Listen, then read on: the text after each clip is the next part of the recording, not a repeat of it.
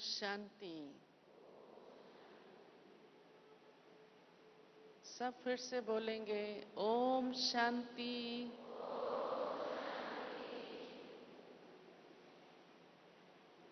हम सबको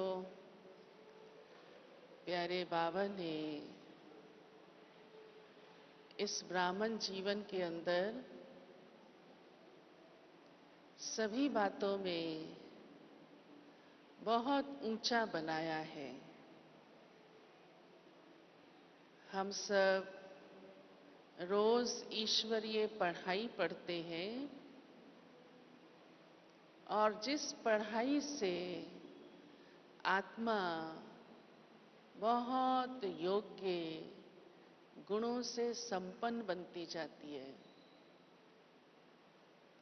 जब भी कोई कुछ विशेष करता है तो अवश्य ही उसको उसके करने में कुछ ना कुछ बातें, कुछ ना कुछ विघ्न कहें, समस्याएं कहें, अवश्य आती हैं। तो कई बार ये देखा है कि हम भी बाबा के बहुत लाडले बच्चे, भाग्यशाली बच्चे, सदा आगे बढ़ने वाले बच्चे, बाबा ने हमें इन वरदानों से सजाया भी है। तो कभी कभी महसूस करने लगते हैं कि मेरे इस ईश्वरीय मार्ग में क्यों ये बातें आती हैं, क्यों ये समस्याएं आती हैं। विघ्न आने नहीं चाहिए, ऐसा ख्याल चलता है। क्योंकि वैसे तो हम सब ईश्वरीय मौज में रहते हैं, ईश्वरीय सुख में रहते हैं, आनंदमय हमारा आंतरिक कितना अतीन्द्रिय सुख का जीवन है। परंतु जब कोई छोटी सी भी बात आती है तो जैसे हाथी कई बार चींटी से घबरा जाता है इतना बड़ा हाथी, लेकिन चींटी भी उसको कभी कभी, सुना है ना, हैरान कर देती है। हम ब्राह्मण बच्चे बहुत अच्छे, ऊंचे, महान बनने वाले और एक ईश्वर की लगन में रहने वाले हैं। सारी दुनिया एक तरफ, उसकी परवाह नहीं है, परवाह किसको, और एक बाबा मेरा, ऐसा हमारा जीवन, यही हमारा संसार।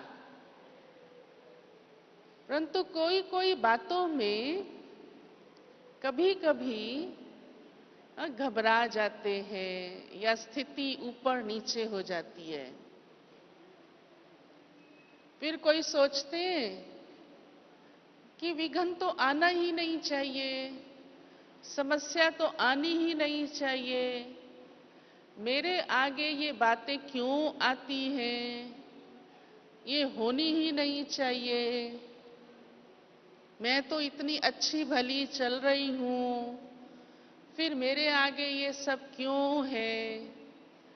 ऐसे ऐसे ख्याल स्थिति को बहुत कमजोर कर देते हैं। अब वास्तव में हमारी स्थिति ही ऐसी शक्तिशाली होनी चाहिए, परिपक्व होनी चाहिए, अचल अडोल होनी चाहिए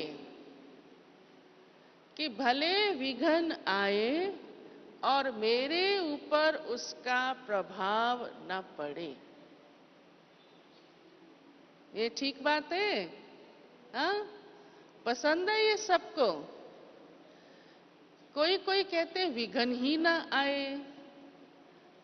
एक बात है कि विघ्न ही ना आए, समस्या ही ना आए, कोई बात होनी ही नहीं चाहिए, और एक है, दूसरी तरफ है कि भले आए परंतु मेरी स्थिति जरा भी डगमगाए नहीं। अब आप बताइए, दोनों में से कौन सी बात ठीक है? पहली बात या दूसरी बात? सबने समझी माताओं ने? जो बहुत बाद में बैठे हुए हैं वहां तक सबने समझी ये बात? जिन्होंने समझी हाथ खड़ा कीजिए। अच्छा, लास्ट तक सबने समझ ली। अब आप सभी इन दोनों बातों में से कौन सी बात ठीक है उसका उत्तर देना। मैं फिर से बताती हूं। पहली बात हमने सुनाई कि कोई कोई ब्राह्मण सोचते हैं कि मेरे आगे विघ्न क्यों आया, ये नहीं आना चाहिए, समस्या क्यों आई, ये घटना क्यों घटी, ये बात क्यों हुई, मेरे आगे ही क्यों होती है। पहली ये बात है। और दूसरी है कि भले आई परंतु मेरी स्थिति अच्छी रही, अच्छी रहनी चाहिए, अचल रहनी चाहिए, निर्विघ्न रहनी चाहिए, अर्थात विघ्न के प्रभाव में नहीं आनी चाहिए। पहली बात अच्छी है या दूसरी? जो समझते पहली बात अच्छी है वो हाथ खड़ा करो। अच्छा, आप तो सब बड़े समझदार हैं। हाँ, बहुत समझदार हैं। वाह भाई वाह, आप तो पास हो गए सारे। हाँ,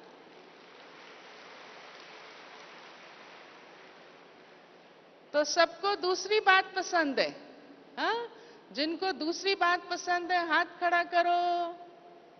वेरी गुड, वेरी गुड। फिर तो इसी हाथ से ताली भी बजाओ।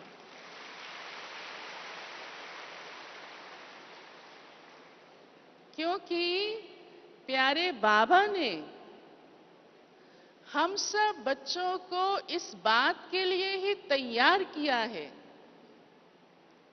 कि कुछ भी हो जाए, क्या भी हो जाए, कैसी भी बात आए, कोई भी विघ्न आए, छोटा या बड़ा, हमारी स्थिति निर्विघ्न रहे, उस बात के विघ्न के प्रभाव में न आए। विघ्न ना आए ये नहीं हो सकता, समस्या ना आए ये नहीं हो सकता। बाबा ने कहा है ना, हम कौन से राज्य में और कौन सा राज्य स्थापन कर रहे हैं? पराये राज्य में, रावण के राज्य में, माया के राज्य में, इस विकारों की दुनिया में एक नया संसार, दैवी संसार, सुखमय संसार, सतयुगी दुनिया स्थापन कर रहे हैं। तो ये कोई कम बात है क्या? कितनी बड़ी बात है ये, जो इतिहास में कभी किसी ने नहीं की है।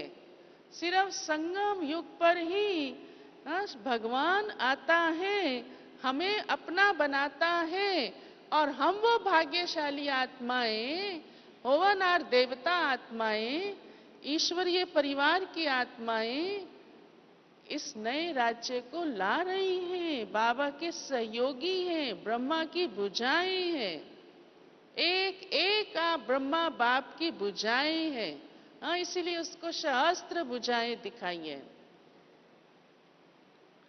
तो ये कोई छोटी बात नहीं है। हमें इसलिए किसी भी बातों से घबराना नहीं है, वो तो आएंगी ही आएंगी, ना ये नहीं हो सकता। पर हमें अपनी स्थिति को निर्विघ्न रखना है। और वैसे भी देखा जाए, अब कोई सैनिक सेना में भर्ती हो जाए और वो बंदूक से डरे,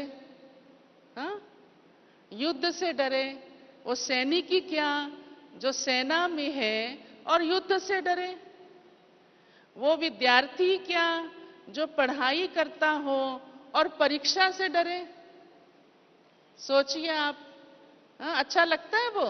उसको क्या कहेंगे?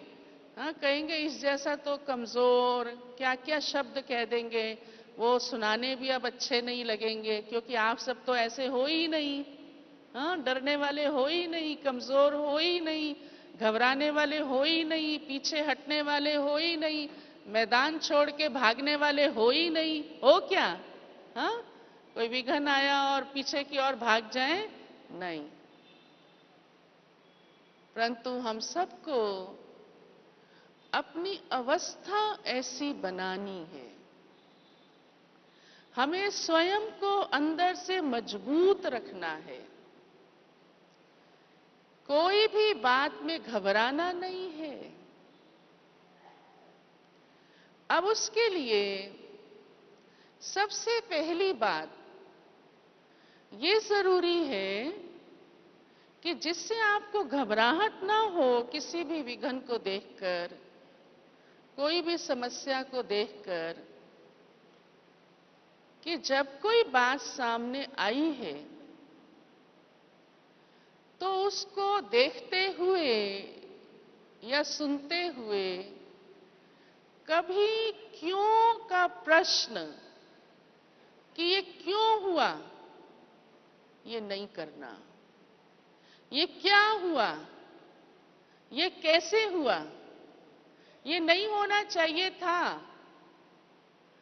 कभी भी मन में यह विचार, यह शब्द नहीं आने देना, क्योंकि ऐसा सोचने से आप उस समस्या का हल नहीं कर पाएंगे, बल्कि और ही उसमें घबरा जाएंगे। जैसे कोई स्टूडेंट, हाँ, पढ़ाई करने वाला एग्जाम देने जाए और उस समय कोई भी प्रश्न को देखकर, पेपर को देखकर ये सोचने लग जाए कि ये प्रश्न तो मेरे पेपर में नहीं आना चाहिए था, तो क्या वो उसका उत्तर सोच पाएगा? वहां ही उसका दिमाग कंफ्यूज हो जाएगा। अगर सोचेगा भी तो उसको टाइम लगेगा और इतना एक्यूरेटली उसका आंसर नहीं निकाल पाएगा। कई तो घबरा भी जाते हैं एकदम। तो किसी भी प्रकार से हमें किसी भी समस्या के आगे, विघन के आगे, ये कभी मन में नहीं लाना चाहिए कि ये क्यों हो गया, क्या हो गया, मेरे पास क्यों आया ये। अक्सर करके देखा गया है कि ऐसा सोच लेने से मेरे आगे ही परीक्षा आती है, मेरा पार्ट ही ऐसा बना हुआ है, क्या ये ब्राह्मण जीवन में विघन ही आते रहेंगे, क्यों ऐसा होता है। ऐसे ऐसे संकल्प हमारी मनसा को बहुत कमजोर बनाते हैं।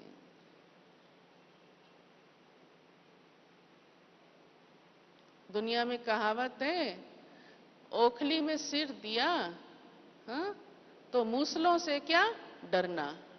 हाँ, ओखली में कुछ जाए तो मूसल तो पड़ेगा ही ना। अब घबरा तो नहीं रहे इस बात से? हाँ, घबरा तो नहीं रहे? अरे भाई, हमको मूसल क्या, हमको तो भगवान का, हाँ, ईश्वरीय प्यार मिल रहा है, ईश्वरीय शक्तियां मिल रही हैं। बाबा रोज हमें मदद करता है, बाबा हमारा साथी है, हर पल हमें अपना साथ देता है। हमारे लिए तो कोई भी समस्या कोई मूसल नहीं है। हाँ, बाबा तो हमें समाधान देता है। फिर भी देखो, भले कहावत बनी है इसलिए कि हमें हिम्मत रखनी है कि कुछ भी हमारा बिगड़ नहीं सकता है। फिर अगर कोई बात है भी तो उससे डरना क्या, उससे घबराना क्या। बाबा हमें हर पल उस साथ का अनुभव कराता है। सिर्फ हमको अपने आप को ऐसा मन से तैयार रखना है, अपनी स्थिति को पॉजिटिव रखना है, कभी कमजोर नहीं होने देना। अब उसके लिए सबसे पहली पॉजिटिव अप्रोच ये है, बाबा ने हमें वरदान दिया हुआ है और उसे हमेशा याद रखना जरूरी है, कभी भी उसे भूलना नहीं। कोई भी बात सामने आती है तो तुरंत आप उसे अपनी बुद्धि में लाएंगे, और वो है सबसे पहला वरदान आप सबको मिला है, उसे नोट कर लो, सफलता हमारा जन्म सिद्ध अधिकार है। अब आप अपने आप से ये पूछिए कि जिस समय कोई विघ्न आता है, उस समय हमें ये याद आता है या उस समय हमें विघ्न ही बार बार याद आता है? विघ्न तो कोई भी प्रकार का हो सकता है। हाँ? आपने कभी चेक किया इस बात से कि कोई भी बात आपके सामने आई, क्या आपको ये स्मृति आई कि सफलता मेरा जन्म सिद्ध अधिकार है, या ये स्मृति बहुत बाद में आई, या ये स्मृति किसी के याद कराने से आई, या ये स्मृति आई लेकिन बाहर बाहर से, सिर्फ मुख से, हाँ बाबा ने कहा तो है सफलता तो आखिर हमारी ही है, पर फिर ये ना होता तो अच्छा था। अब आप सोचिए, हाँ क्या होगा उस समय? एक तरफ आप ऐसे सोच रहे हैं, दूसरी तरफ आप ऐसे सोच रहे हैं, क्या होगा उस समय? उस समय भी अंदर से हलचल में रहेंगे, स्थिति शक्तिशाली नहीं बन पाएगी। उस थॉट को नहीं आने देना है, और इसलिए बाबा हमेशा हमें कहते हैं कि आप अपने आप को पहले से ही तैयार रखिए। जैसे अच्छा विद्यार्थी पहले से ही अपनी पढ़ाई विधिवत पढ़ता रहता है, पहले से ही वो समय के साथ साथ, कोर्स के साथ साथ, जो डायरेक्शन मिलता है उसके साथ साथ एक्यूरेट चलता रहता है। फिर अगर अचानक भी टीचर उससे कोई टेस्ट लेता है तो उसे घबराहट नहीं होती। घबराहट उसको होती है जिसने पहले अपने ऊपर ध्यान ही नहीं दिया हुआ होता, एक्यूरेट पढ़ाई की नहीं होती, कहाँ ना कहाँ मिसिंग होती है उसकी, उसने उसके ऊपर स्टडी की नहीं होती, तो उसे कोई छोटी सी भी बात अचानक टीचर पूछ लेता है तो उसे घबराहट होने लगती है। इसी प्रकार से ब्राह्मण जीवन के अंदर भी हम अपने पुरुषार्थी जीवन में अपने ऊपर इतना ध्यान नहीं रखते, फिर कोई बात आती है तो घबरा जाते हैं। अगर पहले से ही हम अपने वो रूहानी शक्तियां भरते जाएं, ज्ञान की, योग की, धारणा की, सेवा की, चारों विषयों में हमारी एक्यूरेसी हो, पुरुषार्थ हमारा एक्यूरेट हो, अमृत वेला हमारा पावरफुल हो, रोज की मुरली हम पढ़ते रहें, अपनी मर्यादाओं और नियमों के अनुसार चलते रहें, आज्ञाकारी रहें। हाँ, ये जितनी बातें बाबा ने हमारे जीवन के अंदर नेचुरल दी है, हमारी दिनचर्या दी है, तो देखा गया है फिर विघ्न से घबराहट नहीं होती। फिर अंदर ये भी स्मृति रहती है कि मुझे बाबा की मदद है, सफलता मेरी ही होनी है, तब अंदर पक्का निश्चय होता है। फिर दूसरा थॉट नहीं आता, और जब ये थॉट पक्का होता है, सफलता मेरी निश्चित है, मेरा ईश्वरीय जन्म सिद्ध अधिकार है, तो स्थिति हलचल में नहीं आती। अब विघन चाहे कुछ भी हो, कोई कोई फिर ये भी कहते हैं, बहन जी विघन ही ऐसा था, बात मत पूछो। ऐसे मैं नहीं घबराती हूं, छोटी मोटी बातें मेरे ऊपर असर नहीं करते हैं। आपको क्या पता वो समस्या कैसी थी। हाँ, ऐसे ऐसे सोच के, हाँ, थॉट्स लाके अपने मन को और कमजोर कर लेते हैं, सहारा दे देते हैं जैसे कि शायद मेरा घबराना भी ठीक ही है, मेरा रोना भी ठीक ही है, हाँ, मेरा गिड़गिड़ाना भी ठीक ही है। क्या ये ब्राह्मण जीवन के संस्कार हैं हमारे? हाँ, बाबा को अच्छा लगता है कोई रोए? अच्छा लगता है? बोलो हाँ जी या ना जी।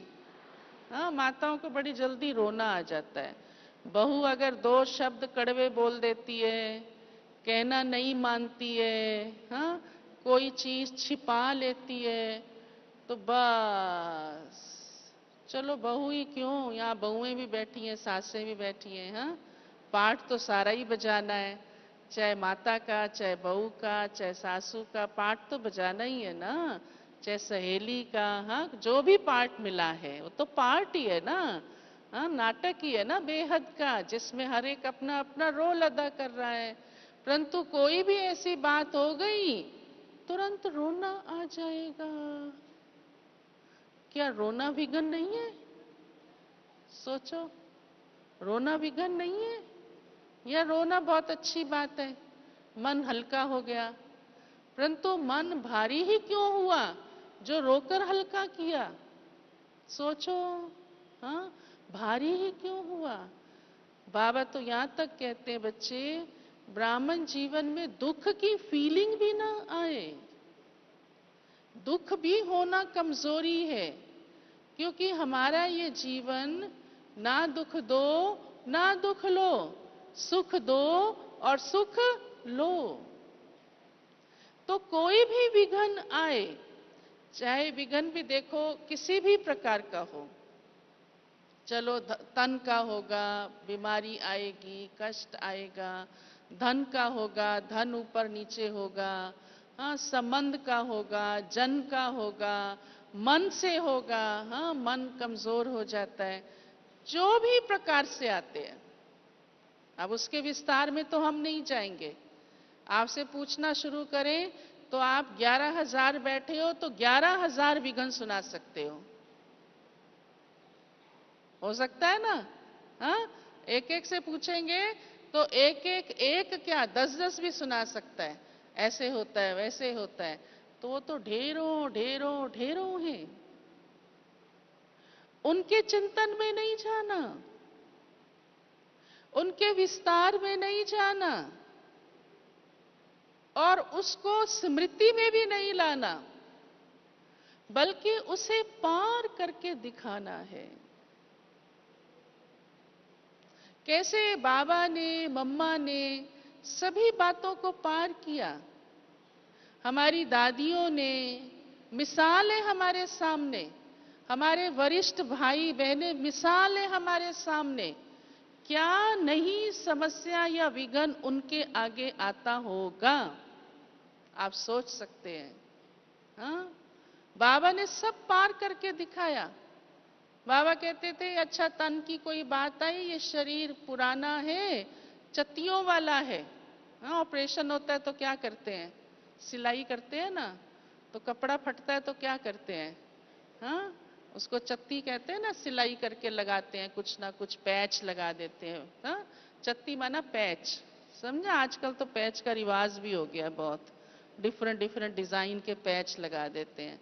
तो विचार चल रहा था शरीर को भी पैच लगते रहते हैं, लगते रहते हैं ना, डिफरेंट डिफरेंट, हाँ, बाहर से भी अंदर से भी लगते हैं। आजकल तो बाहर से मेडिकल साइंस इतनी परफेक्ट होती जा रही है, वो दिखाई भी नहीं देते हैं, इतनी परफेक्शन से लगाते हैं, देखो क्या कमाल करते हैं।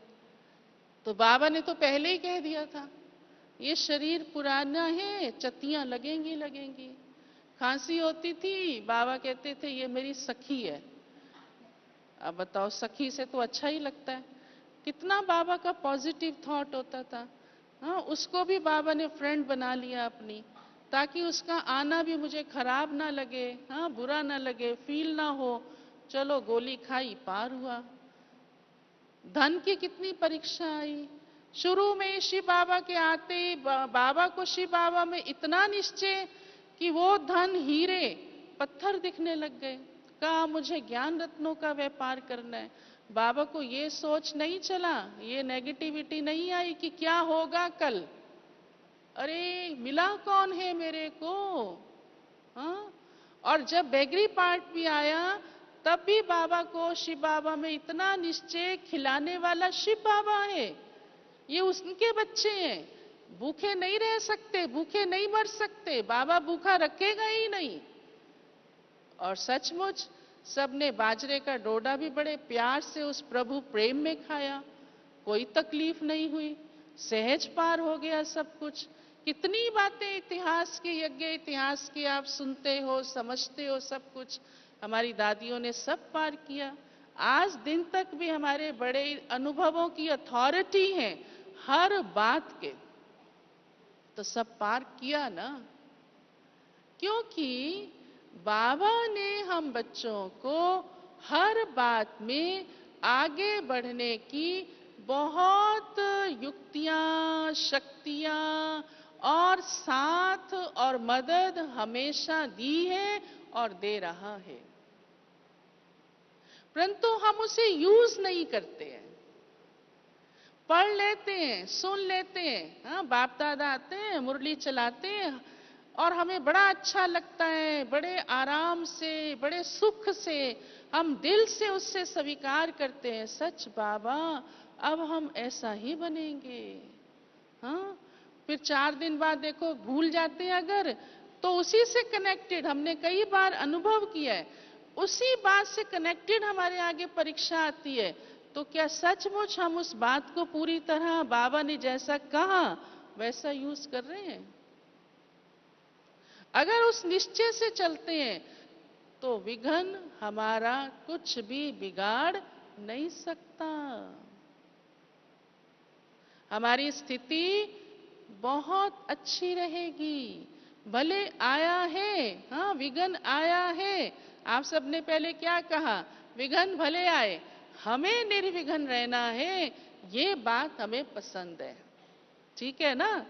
फिर तो कभी भी कोई बात आएगी तो ये प्रश्न तो उठेगा ही नहीं कि ये क्यों विघ्न आया, चाहे कैसा भी आया, हाँ। अच्छा, फिर कई कहते हैं हमें धन की परवाह नहीं है, हमें तन का कष्ट भी चलो सह लेते हैं, अपना ही है, पर ये जो रिश्तेदारी है, संबंधी है, ये बहुत दुखी करते हैं, हाँ? ये मन का चैन करने नहीं देते, योग भी लगने नहीं देते। अरे भाई, ये भी तो बाबा ने हमको जिम्मेवारी दी है कि इन सब का भी कल्याण करने के निमित्त कौन है, बोलिए कौन है? हाँ, आप ही हैं। बाबा ने कहा है आप ही सबके पूर्वज हैं, बड़े हैं। बड़े को ही लौकिक में भी क्या होता है, आयु से भी जो बड़ा होता है ना घर में, हाँ, तो कहते हैं सुननी तो मेरे को ही पड़ेगी, कहती है ना ऐसे माताएं, हाँ। क्या करें, बच्चों की भी मैं ही सुनूं, संबंधियों की भी सुनूं, बहू बेटे की भी सुनूं, दामाद की भी सुनूं, सुननी तो मेरे को ही पड़ेगी, जरूर आपको ही पड़ेगी, हाँ। भाई बड़े हो तो सुननी तो पड़ेगी, ऐसे सोचते हैं ना मन में। तो बाबा ने तो आपको सारे विश्व का बड़ा बनाया है कि आप पूर्वज हैं, आप ही इस कल्प वृक्ष की जड़ में बैठे हैं और सारे वृक्ष का आधार वृक्ष की मूल है, जड़ है, हाँ? अगर जड़ ही उखड़ना शुरू हो जाए तो सारे वृक्ष का क्या हाल होगा, आप सोचो क्या हाल होगा। जिस वृक्ष की जड़ थोड़ी जड़ें पक्की नहीं होती हैं, हाँ, धरती के अंदर, तो लगता है ना इस वृक्ष को, और देखेंगे धीरे धीरे वो सूखना भी शुरू हो जाता है, उस पे फल फूल भी नहीं आते हैं। तो हमको तो बाबा ने वृक्ष की जड़, संगम युग माना वृक्ष की जड़ में हम ब्राह्मण बैठे हैं। हमारे ऊपर सारी ये विश्व, हाँ, दुनिया आधारित है। कल्प वृक्ष का चित्र तो आप सबने देखा है ना। तो आप सभी धर्मों की, सभी मनुष्य आत्माओं की पूर्वज आत्माएं हैं, देवता आत्माएं हैं। ब्राह्मण सो देवता बनने वाली ऐसी ऊंचे कुल की, ईश्वरीय कुल की आत्माएं हैं। तो पूर्वज जो होता है वो देने वाला होता है, वो लेने वाला नहीं होता है। बाबा आपको दे रहा है और आप फिर अन्य आत्माओं को देने वाली आत्माएं हैं। तो ज्यादा जो कई कई बार, हाँ, घरों में भी देखा है, परिवारों में खिटखिट होती है, विघ्न आते हैं। छोटे छोटे विघ्न तो इसी प्रकार के होते हैं। मान इज्जत का आ जाएगा, तेरे मेरे का आ जाएगा, लेन देन का आ जाएगा, इसने मुझे पूछा नहीं, मेरे साथ ऐसा हुआ। अनेकों अनेकों ऐसी बातों में घबरा जाएंगे। चलो कहीं बिजनेस में कुछ अच्छा नहीं हुआ या ऑफिस में कुछ ऊपर नीचे हो गया। तो बाबा हमें कहते, बच्चे आप पूर्वज आत्मा हो।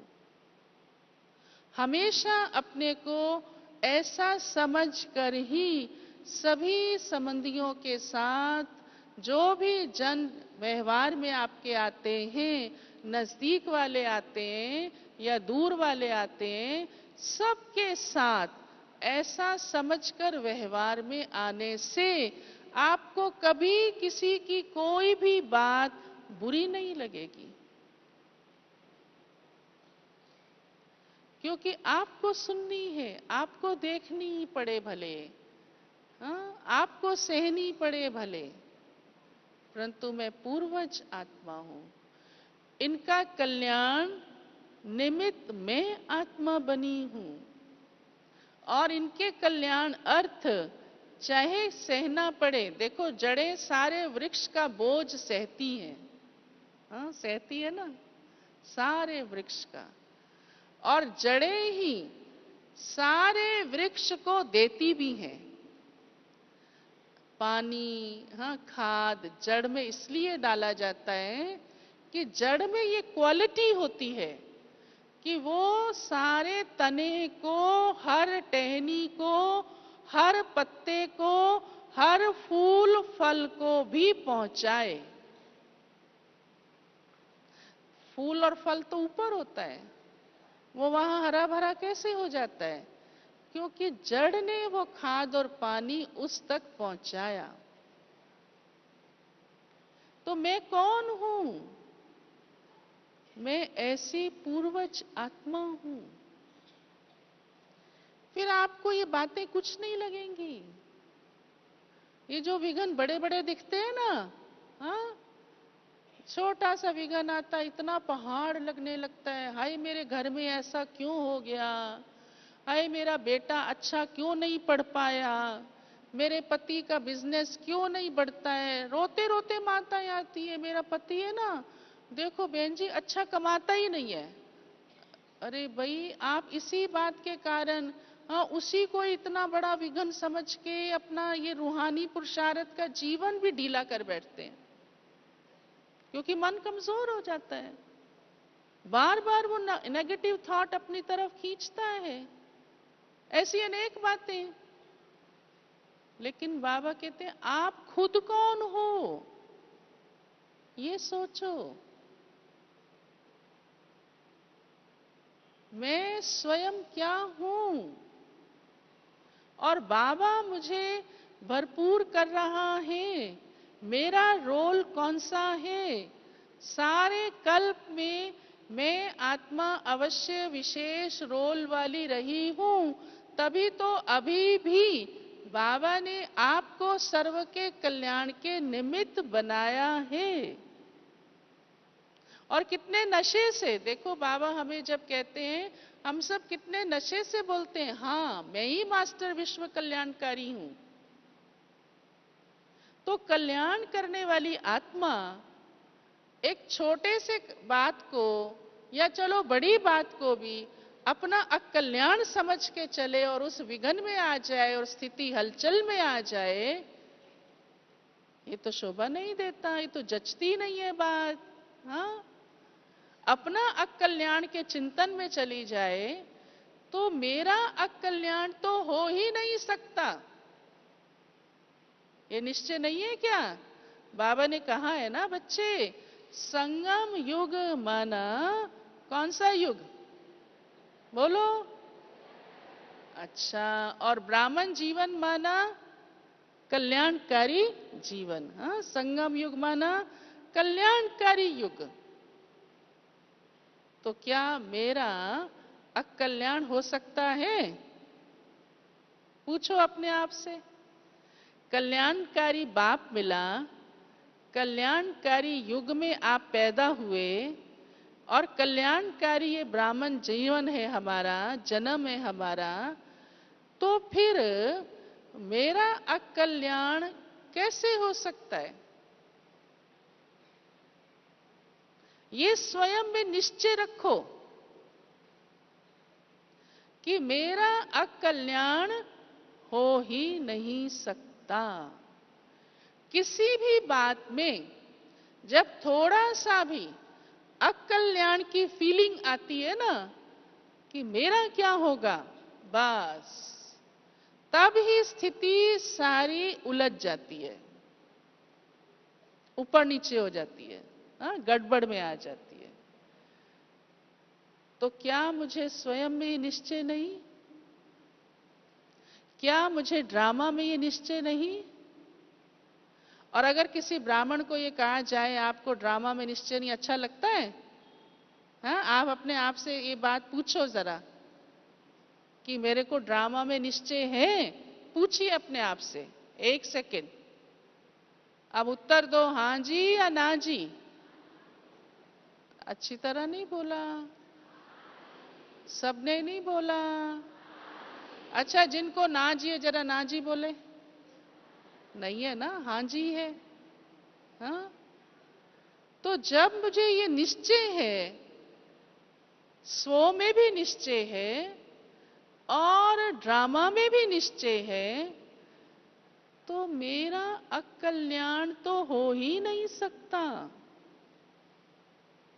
ड्रामा है ही कल्याणकारी, और स्थिति तब ही हलचल में आती है, निर्विघ्न तब ही नहीं बन पाती है जब थोड़ी सी भी जरा कहीं अंदर अकल्याण की फीलिंग आती है, चाहे किसी भी कारण से। कोई भी कारण हो, कारण तो कोई भी हो सकता है ना, बड़ा भी हो सकता है, छोटा भी हो सकता है, और उस कारण से चाहे कैसा भी विघ्न हो। हम दुनिया वालों को भी सुनाते हैं कि देखो ये जो समस्याएं हैं ना, जिनका कारण आप सोचते हो lack of money, lack of education, हाँ जो भी, ये कारण वास्तव में नहीं है। उनको सुनाते हो ना, कारण है आपकी आत्मा की कमजोरी। आप बॉडी कॉन्शियसनेस में हो, उनको सुनाते हो, आप ज्ञान समझाते हो, सब शिव शक्तियां हो आप। बाबा ने ज्ञान कलश अमृत आपके ऊपर रखा है। तो मैं अपने आप के लिए छोटे छोटे कारणों को, विघ्नों को ये समझ के बैठ जाऊं कि इसके कारण ये बात है, इसके कारण ये विघ्न है, इसके कारण मेरी अवस्था हलचल में आती है, ये कैसा लगता है? तो वास्तव में हमें अपने अंदर से हमेशा कल्याणकारी फीलिंग में ही, क्योंकि मेरा ये है ही कल्याणकारी जन्म, मेरा अकल्याण हो ही नहीं सकता है।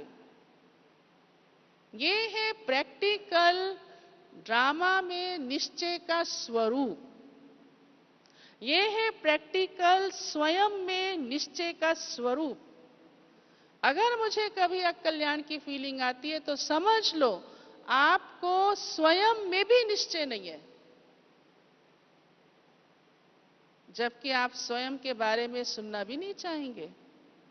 हाँ, स्वयं के बारे में तो वो सब कितना अच्छा लगता है जब बाबा हमें कहते हैं, बच्चे आप शिव शक्तियां हो, आपके ऊपर ये जिम्मेवारी है, आप उद्धार मूर्त हो, आधार मूर्त हो। हाँ, सबका कल्याण करने वाली हो, विश्व कल्याण कारिणी हो, दुर्गा हो, शक्ति हो, देवी हो। तो हमेशा ये अंदर रहे, पक्का। तो ये सबसे बड़ा नुस्खा है निर्विघ्न स्थिति का, कि हमें हर बात में क्या दिखाई दे? क्या दिखाई दे? कल्याण दिखाई दे। अब आप ये प्रैक्टिस करना, कोई भी बात आए उसमें से मुझे कल्याण दिख रहा है, भले सामने घटना अकल्याण की है, हाँ, सामने नुकसान दिख रहा है, परंतु उसमें भी क्या मैं आत्मा अपना भला सोच सकती हूं? अपना फायदा सोच सकती हूं? अकल्याण की फीलिंग मुझे न आए। इस पर हम एक कहानी सुनाया करते हैं। हो सकता है वो कहानी बहुतों की सुनी भी हुई हो, बहुत पुरानी कहानी है, छोटेपन में कोर्स में भी आती थी। हाँ, संस्कृत में, इंग्लिश में भी, ईश्वरम यत् करोति शोभनम करोति, कि ईश्वर जो करता है अच्छा करता है। अब दुनिया वालों को ये तो नहीं पता कि ईश्वर करता है या ड्रामा में सब कुछ फिक्स है। हाँ, तो एक बार एक राजा था और उसका मंत्री था। मंत्री तो बहुत थे, जो एक मंत्री था जिसके साथ उसकी बहुत कारोबार चलती थी और बड़ी अंडरस्टैंडिंग थी आपस में, तो दोस्ती जैसी। तो क्या हुआ कि अचानक राजा की उंगली कट गई। तो राजा का, क्योंकि उस मंत्री से बहुत प्यार था, अंडरस्टैंडिंग थी, हर समय साथ भी रहते थे, राजा कहीं बाहर जाता था तो अक्सर उसको अपने साथ ले जाता था, शिकार खेलने भी जाता था तो भी दोनों शिकार खेलने के भी बड़े शौकीन थे। तो राजा जिससे फ्री होते हैं ना, उसको अपनी हर बात सुना देते हैं।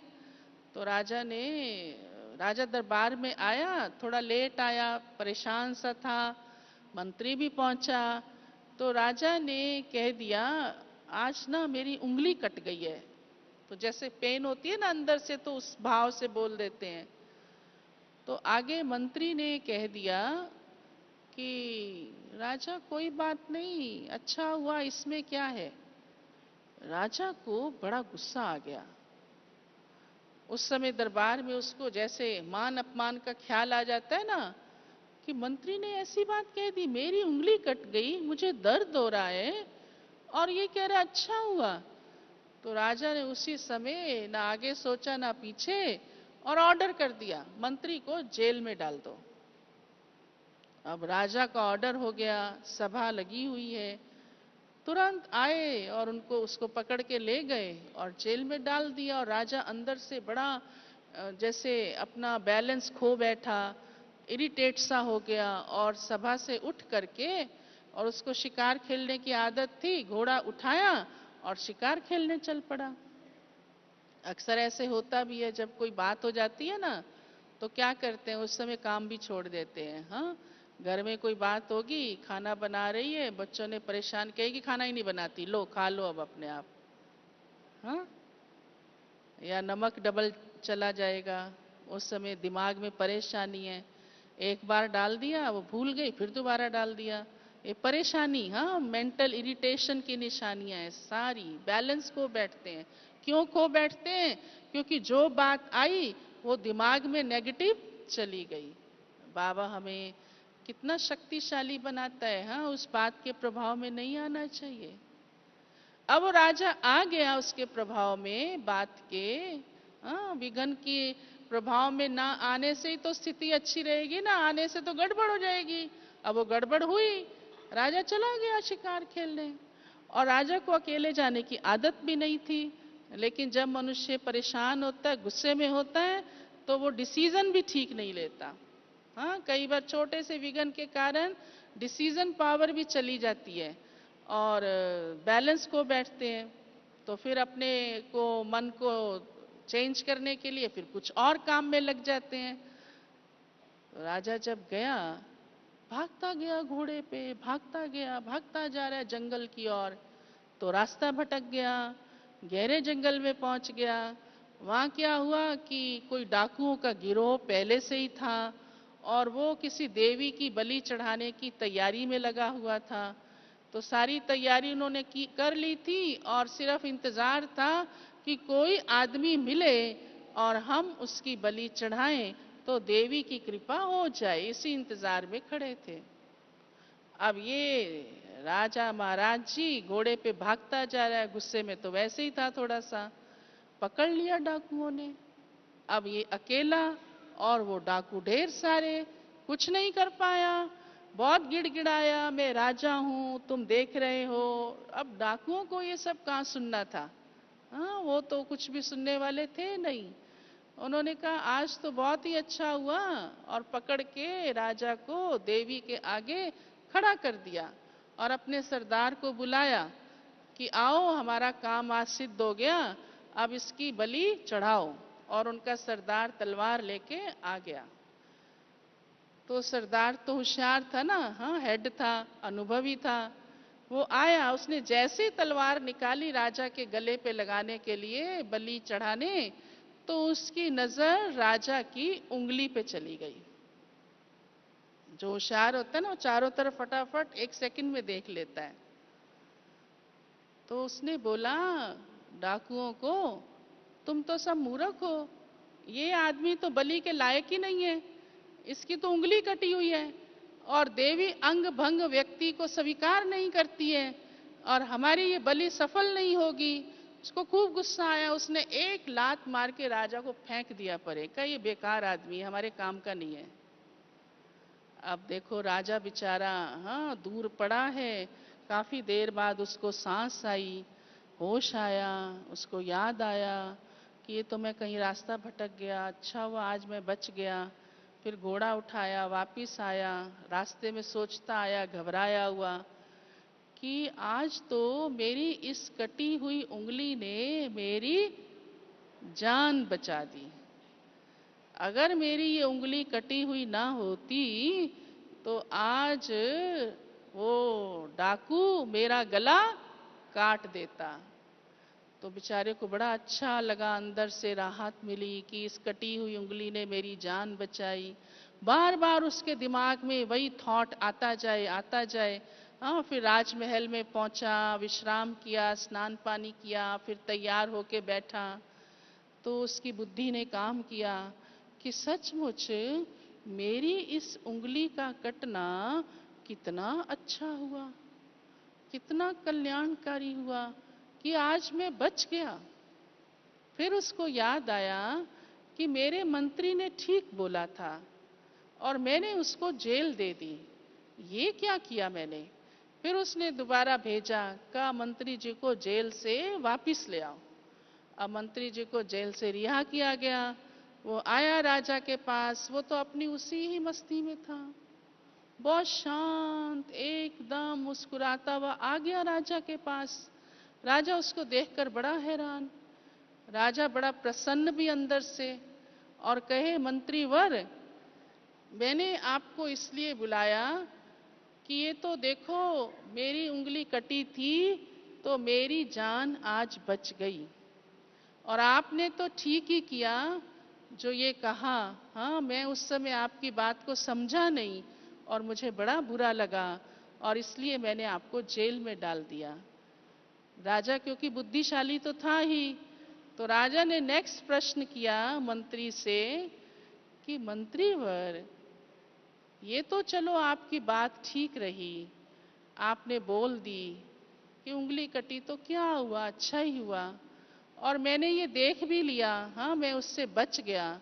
परंतु मेरे मन में बार बार ये खेद हो रहा है कि मैंने आपको जेल क्यों दे दी, मेरी वजह से आपका इतना अपमान हो गया, आपको इतना कष्ट सहना पड़ा। तो मंत्री क्या कहते हैं मंत्री ने कहा, क्योंकि दोनों हमेशा शिकार इकट्ठे खेलने जाते थे, तो मंत्री ने कहा, राजन ये और भी अच्छा हुआ। अब राजा बेचारा बड़ा हैरान कि इसको तो जेल दी, मैंने इसको जेल में डाला, मैंने इसका भरी सभा में इतना अपमान किया, और ये फिर भी कह रहा है अच्छा हुआ।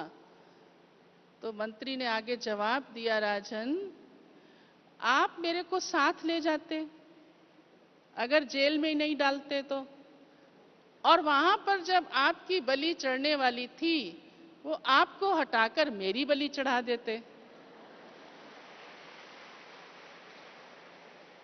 इसलिए मैंने कहा कि ये बहुत अच्छा हुआ कि मैं इतने से तो छूट गया ना, कि सिर्फ जेल हुई और मेरा अपमान हुआ। तब राजन को समझ में आया कि सचमुच ये तो हर बात में अच्छा हुआ। हाँ? तो आप सोचिए कि उस समय कोई भी बात बुरी लगती है, कष्टदायी लगती है, असहनीय लगती है, लेकिन क्यों लगती है? क्योंकि हम उसके राज को नहीं समझते तब। और बाबा ने हम सबको सभी बातों का राज समझाया है। बाबा ने आपको त्रिकालदर्शी बनाया है। क्यों बनाया है? क्या सिर्फ ज्ञानी बनाने के लिए कि आपको पता रहे सतयुग था, द्वापर था, कलयुग था? क्यों बनाया है? क्यों हर बात का बाबा ने आपको ही राज सुनाया? मुरलियों में क्या आता है? मैं आदि मध्य अंत का राज सुनाता हूं। पढ़ते हो ना सब? बाबा कहते हैं ना, राज का मतलब क्या होता है? हाँ? समझते हो ना राज का मतलब क्या होता है? कि अवश्य इसमें कुछ ना कुछ ऐसा छिपा हुआ है जिसे हम जानते हैं। हमको बाबा ने नॉलेजफुल बनाया है। हमको बाबा ने बताया, बच्चे आपके पास्ट कर्म कैसे थे, आपका मध्य काल द्वापर कलयुग कैसे बीता है, आपने क्या क्या किया है, और ये अब जीवन ब्राह्मण जन्म आप हमारा कैसा है, कितना ऊंचा कल्याणकारी है। इसमें ही हम अपने जन्म जन्मांतर के भाग्य को बना रहे हैं, पिछले हिसाब किताब चुकतू कर रहे हैं। अब जो हम करेंगे उससे हमारा भविष्य कितना ऊंचा बनने वाला है। इस एक जन्म में हम पूरे ड्रामे के चक्र को समझ करके अपने सभी जन्मों को महान बनाते हैं। तो जो भी हमारे पिछले जन्मों के खाते हैं वो यहां ही चुकतू होने हैं, और जो भी हमारा इस जन्म का पुरुषार्थ है वो हमें आगे बढ़ाने वाला है, अनुभवी बनाने वाला है। अगर आप अनुभवी नहीं बनेंगे तो आप भविष्य राज तख्त पर कैसे बैठेंगे? क्या कोई राजा अनुभव विहीन अच्छा लगता है? हाँ? अच्छा लगता है? इसलिए आप इतिहास को भी देखो, छोटे छोटे राजाओं ने भी, द्वापर कलयुग में भी, हाँ, विकारी राजाओं ने भी सब प्रकार की विद्या ग्रहण की। छोटे से राजकुमार को भी अपने पास रखकर नहीं पालते, गुरुकुल में भेज देते, चाहे उसे वहां जाकर लकड़ियां ही बीननी पड़े। क्यों? क्यों? क्योंकि तब तक ये राजगद्दी के लायक नहीं हो सकता। तो आप सोचिए, हमारा ये जन्म बहुत ऊंचा है, सबसे अलग, सबसे ऊंचा, सबसे महान। आप एक एक को बाबा ने चुन चुन के अपना बनाया है। आप सब बहुत ईश्वरीय संतान, हाँ, एक एक भविष्य देवता कुल की, विष्णु वंश की, सूर्यवंशी कुल की माला है। एक एक आप विशेष रत्न है। अपने आप को ऐसे साधारण नहीं समझो। साधारण समझते हो तो समस्या लगती है, परंतु बाबा मुझे सब बातों का अनुभवी बना रहा है। और अगर विघ्न नहीं आएगा, परीक्षा ही नहीं होगी, आप अनुभवी कैसे बनेंगे? और अनुभवी नहीं बनेंगे तो आप प्रजा को कैसे चलाएंगे? राजगद्दी कैसे लेंगे? हाँ, अगर यही निश्चित है कि ठीक है, साधारण ही सही, क्या ये पसंद है? नहीं, फिर भी तो फिर समस्याएं झेलनी पड़ेंगी। बाबा तो हमें और ही उनसे मुक्त कर रहा है। हमेशा अंदर ये विचार, ये अनुभव रखो कि दुनिया विघ्नों में उलझी हुई है, हमें तो बाबा उससे ऊपर उठा रहा है, उठा दिया। हाँ, बाबा कई बार कहते हैं ना, देखो विघ्न आए, आप उड़ती कला में आ जाओ। दादी गुलजार हमें बहुत अच्छा सुनाती है, कहती है, अच्छा हवाई जहाज में उड़ना अच्छा लगता है ना, तो अपने मन की स्थिति को ऐसा बनाओ, हवाई जहाज तो पहाड़ से भी पार हो जाता है, गहरे बादल से भी पार हो जाता है, कहीं भी अटकता नहीं है ऐसे। तो अपनी स्थिति ऐसी बनाओ कि कितनी भी समस्या हो, पहाड़ जैसी भी हो, आप उसके ऊपर से चले जाओ। माना अपने मन को इतना शक्तिशाली रखो कि वो पहाड़ लगे ही नहीं, राई जैसा लगे, राई जैसा, जैसे कुछ है ही नहीं।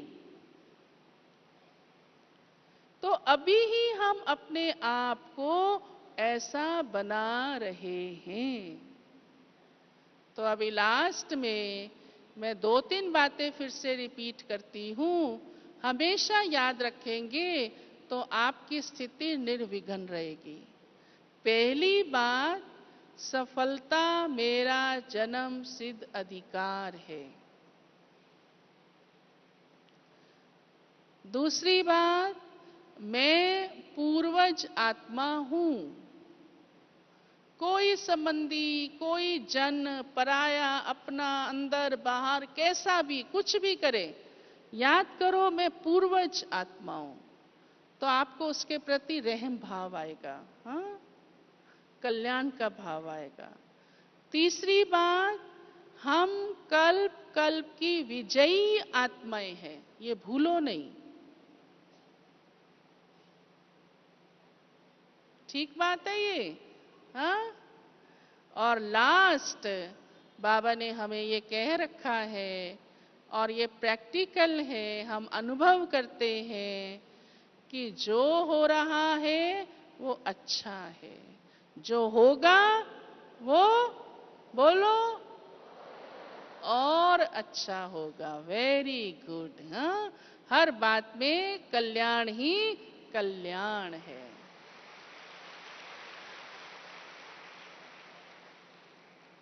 ओम शांति।